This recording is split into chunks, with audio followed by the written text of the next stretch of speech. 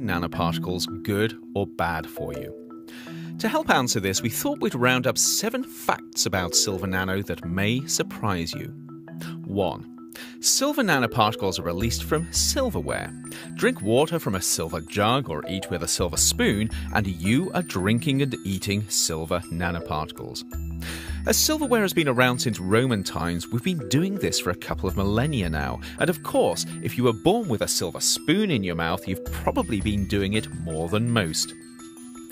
2. People have been intentionally dosing themselves with silver nanoparticles for over 100 years. Colloidal silver, suspensions of silver nanoparticles in a liquid, were popular before modern antibiotics came along. Their use has become widespread again in recent years as a cure for, well, if you read the claims, almost anything apparently. There is no clear evidence that drinking colloidal silver is good for you, but the evidence never stopped people from self-medicating before. 3. Silver nanoparticles are pretty good at killing microbes, but it's the silver ions that they slowly release that do most of the damage. This means you don't necessarily need nanoparticles to make products that kill bugs using silver. For instance, the Michigan company Krypton makes commercial fabrics used everywhere from Hyatt hotels to McDonald's that use silver ions to inhibit bacterial growth. And products using ecstatic silver technology are widely used by athletes, the military, medics, and others. Both companies use silver as an antibacterial agent, but as far as can be told, neither company uses nanoparticles. 4. It's hard for pathogens to develop resistance to silver nanoparticles because they interfere with microbes in multiple different ways.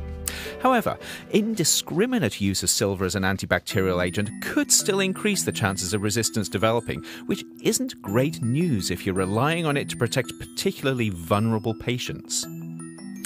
5. If you're exposed to enough silver, it'll turn your skin blue, a condition called argyria.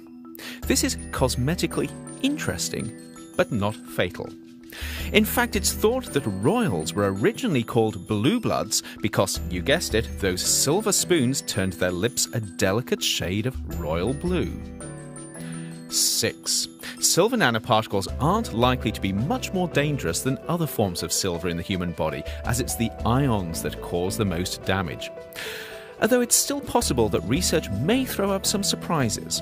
Nanoparticles, for instance, might find it easier to get to sensitive places like inside cells before dissolving and releasing their payload of silver ions. And we may still find that the nanoparticles trigger the body's immune system in ways that ions do not. That said, a couple of millennia of imbibing silver nanoparticles hasn't thrown up any obvious risk red flags yet.